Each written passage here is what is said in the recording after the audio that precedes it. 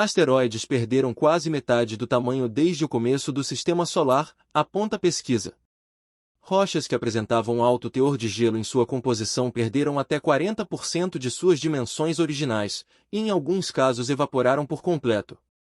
Encolhimento se deveu a calor e à fricção com gases e poeira, durante o período de formação de Júpiter e de Saturno.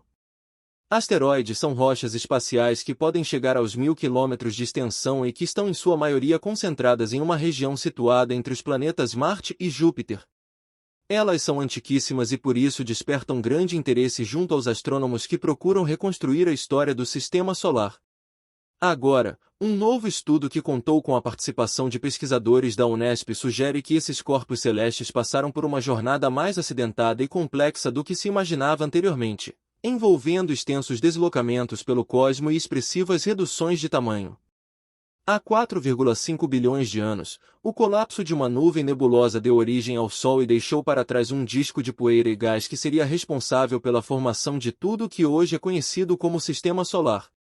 O acúmulo dessa poeira deu origem aos planetesimais, uma espécie de blocos de construção que seriam empregados para a formação dos planetas e dos corpos que mais tarde se tornariam os atuais asteroides, cometas e satélites. À época, os planetesimais estavam espalhados pelo Sistema Solar. No caso dos asteroides, essa variação contribuiu para o surgimento de dois tipos principais, com características diferentes. Hoje, porém, a imensa maioria dessas rochas espaciais está concentrada na mesma região do cinturão de asteroides, situado entre as órbitas de Marte e Júpiter. As razões que levaram à fixação desses diferentes tipos de asteroides numa mesma região ainda intrigam os estudiosos. A busca de respostas a esta e outras questões ligadas à evolução do Sistema Solar levou os pesquisadores a coletarem evidências que sugerem que, muito provavelmente, os asteroides eram maiores no passado. O artigo Asteroids Warborne Bigger, a Implication of Surface Mesablation During Gas Assistant Implantation into the Asteroid Belt, publicado na revista científica Icarus, aponta que essas grandes rochas celestes podem ter perdido até 40% de sua massa durante os primeiros 5 milhões de anos do Sistema Solar devido a interações que envolveram o disco de gás e poeira gerado durante a formação de Júpiter e Saturno. O cinturão abriga milhares de asteroides que possuem os mais diversos tamanhos, diz Rafael Ribeiro de Souza, um dos autores do artigo. Mas ele é composto principalmente pela sobreposição de dois tipos de asteroides, os do tipo S, ricos em silicato, e os do tipo C, com predominância de carbono, diz o professor e pesquisador na Faculdade de Engenharia e Ciências da Unesp, campus Guaratinguetá. Asteroides do tipo S são extremamente secos e rochosos. Por conta dessas características, acredita-se que se formaram na parte interna do Sistema Solar, mais próxima do Sol, onde as altas temperaturas não permitiam a existência de água ou outros compostos voláteis, de fácil evaporação. Já os asteroides do tipo C eram superidratados e parte da sua composição consistia em gelo astrofísico, uma mistura de elementos como água, monóxido de carbono, dióxido de carbono e amônia. Para que a existência do gelo fosse possível, é necessário que eles tenham se formado na parte exterior do Sistema Solar, para além de uma fronteira conhecida como linha do gelo. Lá podem ser encontradas temperaturas suficientemente baixas para permitir a condensação dos componentes. Partindo da informação de que os planetesimais mediam aproximadamente 100 km de diâmetro, os autores procuraram simular os processos de formação que levaram ao surgimento das duas categorias de asteroides. Os resultados das simulações sugerem que asteroides do tipo S mantiveram seu tamanho praticamente inalterado durante toda a história do Sistema Solar. Já asteroides do tipo C sofreram reduções drásticas, e podem ter perdido entre 30% e 40% de seu tamanho original. E parte de sua população original, aliás, pode simplesmente ter se desintegrado com o tempo. Ou seja, o número de asteroides ricos em carbono pode ter sido maior no passado. Souza diz que a causa do encolhimento dos asteroides do tipo C está relacionada à formação dos dois brutamontes do Sistema Solar, os gigantes gasosos Júpiter e Saturno. Essa influência seria responsável também por deslocar as rochas especiais do lugar onde se formaram originalmente e se concentrarem, quase todas, na região do cinturão. Asteroides moldados pelo calor.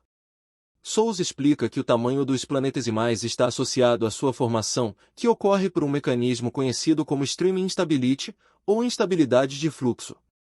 Uma estrela se forma a partir do colapso de uma nuvem molecular gigante, composta basicamente de hidrogênio, hélio e de uma quantidade mínima de poeira, conta o físico.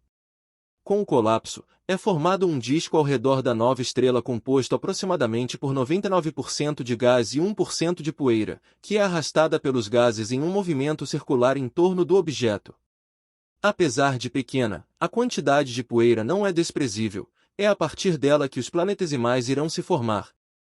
A poeira liberada na explosão pode seguir dois caminhos principais. No primeiro caso, ela é arrastada pelo gás e, rapidamente, vai acabar espiralando no sentido da estrela. Nesse caso, toda a poeira se perderia rapidamente, explica. Porém, pesquisas descobriram que o arrasto sofrido pelo gás faz com que as partículas se acumulem em grãos cada vez maiores, responsáveis por criar uma barreira que interrompe o fluxo da poeira em direção à estrela, finaliza. É graças a esse mecanismo que os planetesimais são formados, devido ao acúmulo de grãos de poeira liberados no momento do surgimento de uma nova estrela. A instabilidade de fluxo também permite supor que os corpos celestes recém-formados teriam em torno de 100 km de diâmetro, medida média utilizada pelo grupo de pesquisa. Além disso, o trabalho considerou os 3 modelos de formação de Júpiter e Saturno mais aceitos atualmente. O primeiro, conhecido como in situ, aponta que os planetas começaram a surgir mais ou menos na mesma região em que eles se encontram hoje. Um segundo modelo defende que Júpiter e Saturno teriam se formado em regiões muito afastadas, a uma distância entre 10 e 15 unidades astronômicas, e depois teriam migrado para sua localização atual, a aproximadamente 5 ao do Sol.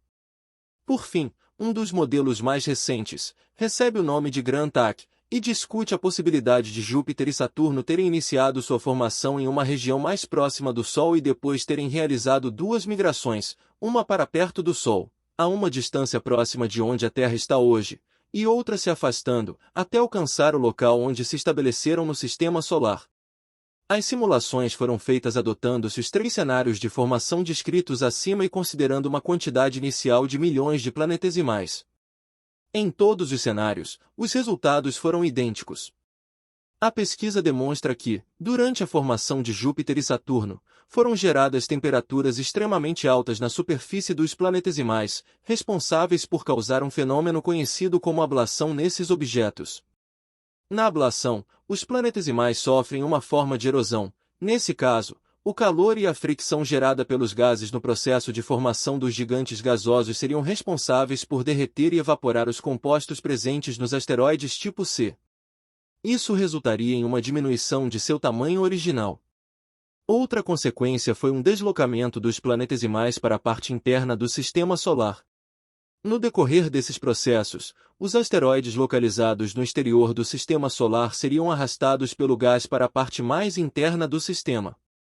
Ali se encontrariam com os asteroides do tipo S. Estes, embora não tenham sofrido alterações no seu tamanho, por serem mais resistentes ao calor, foram atraídos no sentido de Júpiter, por conta de sua força gravitacional. Ao final do processo, e com o desaparecimento do disco de gás, o resultado seria a formação do cinturão de asteroides, que abriga uma miríade de objetos de diferentes tipos e tamanhos. Origem da água na Terra segue em aberto. Embora as simulações sugiram que os planetesimais tenham experimentado praticamente a mesma diminuição de tamanho, independentemente do cenário adotado para explicar a formação de Júpiter e Saturno, o grupo percebeu que, em alguns casos, a depender de quão violenta possa ter sido a formação dos planetas, alguns planetesimais podem ter se desintegrado completamente devido ao efeito da ablação. Nesse caso, alguns objetos não teriam sido capazes de alcançar distâncias próximas de uma unidade astronômica, a região onde a Terra se encontra. Segundo Souza, essa constatação abre uma porta para futuras pesquisas. Afinal, ela coloca em xeque uma das principais teorias para explicar a origem da água no planeta Terra. Essa visão sustenta que a água e outros elementos voláteis chegaram aqui trazidos por planetesimais que se chocaram com nosso planeta enquanto ele estava em seu período de formação. Nas simulações vimos que, em alguns modelos, os planetesimais se evaporam por completo antes de terem chance de colidir com a Terra em formação. Isso é um indício para repensarmos algumas hipóteses da formação da água na Terra, diz o pesquisador.